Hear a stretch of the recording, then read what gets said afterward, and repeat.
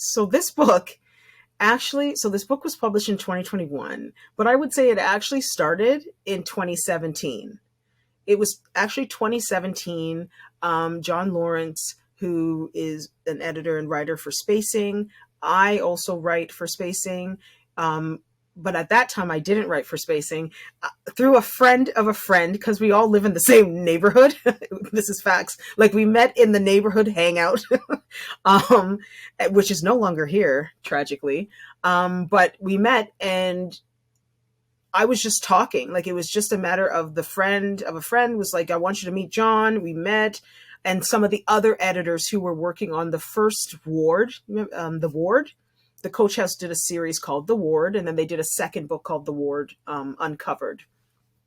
And so they were working on The Ward Uncovered, the second one, and they had found an Uncle Tom's Cabin plate during this archaeological dig. And so I didn't know about the plate at that time, but John, we just started talking. And at the time I was pitching an article about something else that I actually eventually did publish in Spacing in like 2020.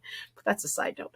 So the story is like really getting strange, but this is the truth. So we had the meeting, and then John just was like, I actually think you could write about this plate that we found. So then we had another meeting just to talk about the plate. And in the interim, this is just life happened. Suddenly there were all these like exhibits, or like there was a Black History Month exhibit that I went to at St. James Cathedral, downtown Toronto. And I'm walking around the exhibit, and if there wasn't a display case with Josiah Henson and Uncle Tom's Cabin, and it was in the church, and I thought, oh my God, this is uncanny, because I was just talking about, right? So then the book is still lingering. The idea was not yet lingering, but Uncle Tom was still like lingering in my mind. So then I get a contract. I start writing the Uncle Tom's Cabin chapter for the War 2, which is about the plate. I'm writing the chapter, and then in that moment, John is a curious person. He starts reading Harriet Beecher Stowe's Uncle Tom's Cabin, like the actual book. He starts reading the book. So then he reads the book, and randomly he's like, can we have coffee? This would have been like, now we're into 2018, like early 2018. He's like, can we have coffee to talk about this book? Or this is late 2017. Can we have coffee? So we have coffee, and I'm like, what do you want to talk about? Like, he's like, well, I'm reading this book and I just want to get your take on it. So at the coffee, I'm just talking, kind of like I'm talking now. And as you can tell, I'm very animated when I start talking. So I'm going off and I'm riffing and I'm telling him, oh, Uncle Tom is still here, and there's so many ways. And he just said to me, I think this is a book. Like, you have a book here. And I was like, no. Like, at the time, you have to understand, I was still in the midst of production of my first book, Beauty in a Box. So I was like, is this person crazy? You want me to take on writing another book when I still have to edit the first book? But I listened to John. I leaned in. I said, okay, I will write this book. So I signed a contract in the spring of 2018. And then I thought to myself, oh, Lord, how am I going to write this book? Like, I actually didn't know how I was going to write the book. And then a series of things happened. The year rolled on. I started my job as a professor. I was in my first year. I got really busy. I didn't write the book. Nothing happened. And then it was 2019. And I remember John kind of checking in, like, well, how's the book going? I was like, oh God, I haven't done a thing. So I just kind of delayed telling him. I was like, oh yeah, the book is fine. You'll get something.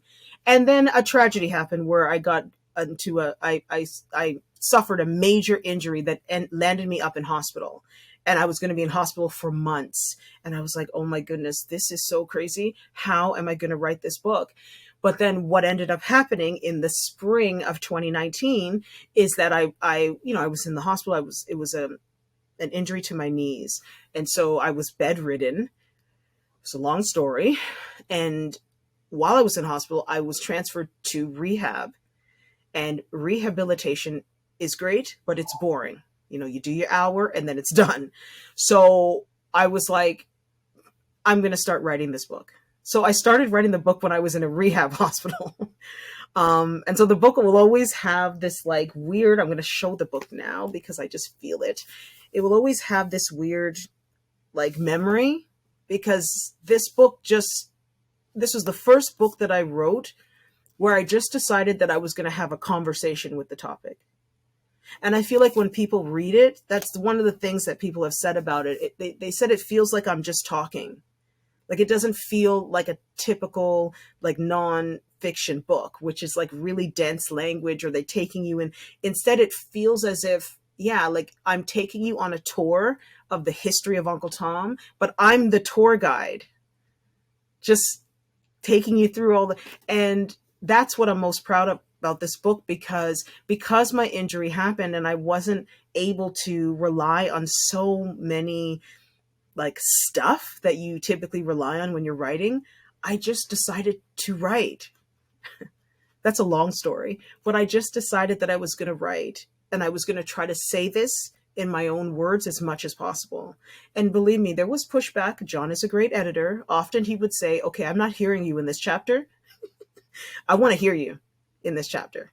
So then I would listen to what he was saying and I would think, what does he mean he's not hearing me? I wrote it, but what he was saying is you're getting lost in other people's voices, right? So just say it the way you would say it. Describe, and especially there's a chapter where I start the Black capitalism chapter, for example.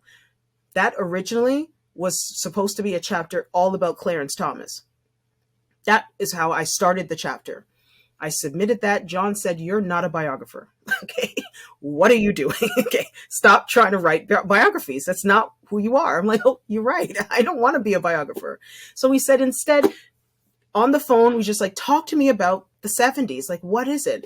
And it just so happened, like a few weeks before then, I saw a documentary on James Brown. So it was very fresh. So I said, what I'm really interested in is African Americans who bought the Black capitalism lie. And then I said, James Brown is the perfect example. He's like, start there. So that's the reason that chapter starts with me describing James Brown in 1968, April 4th, when Martin Luther King Jr. is assassinated. He's in Boston. And I kind of give this really descriptive, almost like music review of the concert that he's performing, because I had just seen it. So a lot of the things that are in the book, it was just life. I was seeing a documentary and I would make a note. For example, I start the book talking about the film version of Uncle Tom's Cabin, or like a film that I saw that had an Uncle Tom's Cabin scene. I had just seen that documentary, so it was fresh. So it just seemed like the universe was conspiring for me to write this book, to be honest with you, because everywhere I turned, I was seeing an iteration of Uncle Tom. Between 2018 and 2020. It was a nonstop everywhere I turned. And it's funny, since I wrote the book, I don't see it anymore. It's gone. So that's how the idea for this book came to be.